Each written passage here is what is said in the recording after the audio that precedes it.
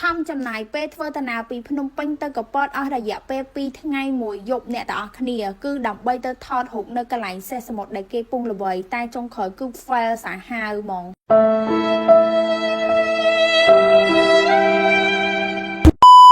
ជំរាបសួរសួស្តីអ្នកទាំងអស់គ្នាខ្ញុំមីបើកក្បាលវីដេអូមកគឺយើងចាប់ផ្ដើមធ្វើតាណាពីភ្នំពេញទៅកពតតែម្ដងបន្ទាប់ពីធ្វើតាណាអស់រយៈពេល2ម៉ោងជាងឥឡូវមកដល់ជិតកពតហើយអ្នកទាំងអស់គ្នាទេសភាពតាមផ្លូវគឺស្អាតខ្លាំងមែនតែនតែម្ដងគ្រាន់តែឃើញទេសភាពភ្លាមកង្វល់ទាំងប្រមាណ stress ទាំងប្រមាណគឺរលាយរសាត់ទៅតាមខ្យល់តាមទឹកសមុទ្រអស់ហើយលេងតែម្ដងអ្នកទាំងអស់គ្នាដូចខ្ញុំអត់ឲ្យតែខ្ញុំ stress ម្ដងគឺខ្ញុំចង់ទៅសមុទ្រទេអ្នកទាំងអស់គ្នាពេលដែលយើងបានទៅសមុទ្រហើយ stress ទាំងប្រមាណគឺលាយអស់លេងមកបន្ទាប់ពីបានមើលទេសភាពតាមផ្លូវហើយឥឡូវយើងមកដល់ទីរួមខេត្តកំពតហើយមកដល់កំពតហើយចាំការទៀតក៏សាកទិញតរេនកំពតយកមកញ៉ាំអញ្ចឹងណាឆ្ងាញ់របស់គេមែនប៉ិតហ្មងមកដល់កំពតម្ដងណាក៏ខ្ញុំអត់ដែរភ្លេចកន្លែងហ្នឹងដែរអ្នកទាំងគ្នាគ្រាន់តែឃើញទេសភាពក៏ដឹងថាកន្លែងហ្នឹងជាកន្លែងណាដែរត្រូវនៅដងទេយើងហ្នឹងនៅកន្លែងហ្នឹងគឺល្បីខ្លាំងមែនតែនិយាយទៅឲ្យតែអ្នកណាដែលគាត់បានមកកំពតគឺគាត់អត់ដែរភ្លេចមកកន្លែងហ្នឹងទេដូចខ្ញុំជាដើមអញ្ចឹងបន្ទាប់ពីចេញពីកន្លែងលេងដងទេហើយយើងក៏ចាប់ផ្ដើមធ្វើដំណើរទៅកន្លែងមកតង់ទៀតអញ្ចឹងណាហើយខ្ញុំក៏ភ្លេចញ៉ាំជាមួយនឹង collagen ដែរដោយសារតែ collagen នេះគឺវាជំនួយដល់ស្បែកខ្លាំងមែនតែនតែម្ដងដូចខ្ញុំជាដើមអញ្ចឹងដោយសារតែខ្ញុំចូលចិត្តពាក់វាល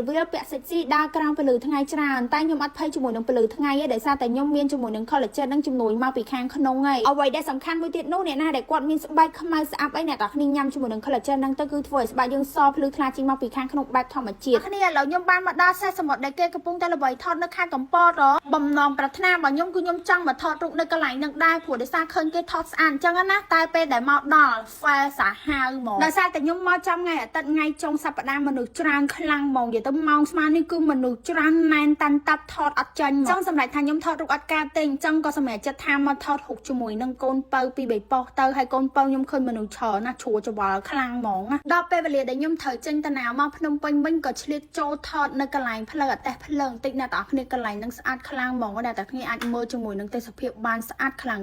ទោះបីជាយើង fail ជាមួយនឹងការថតរូបនៅកន្លែងសេះសមុទ្រក៏អត់អីដែរដោយសារតែយើងចំណាយពេលអស់រយៈពេល2ថ្ងៃមួយយប់ហ្នឹងក៏យើងបានដើរលេងច្រើនកន្លែងដែរយើងបានមក relax ជាមួយនឹងទេសភាពស្អាតអញ្ចឹងណា